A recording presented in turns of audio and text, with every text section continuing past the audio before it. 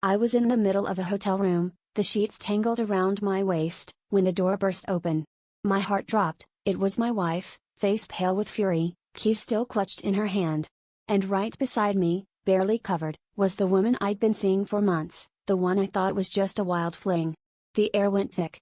My wife's eyes flickered from me to her and back, and then the other woman said, "Hello, sis." I saw my marriage, my affair, my whole life collapse in one instant of recognition.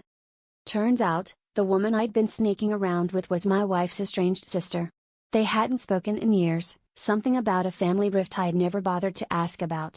The tension in that room was electric, my wife trembling with rage, her sister calm, almost smug, like she'd been waiting for this confrontation. I started stammering apologies, excuses, anything to soften the blow, but they weren't listening to me. Instead, they started arguing with each other, shouting old secrets, blaming each other for things I never knew. What happened next blindsided me. My wife's anger shifted, her voice dropping low. "He betrayed us both, but he chose you too."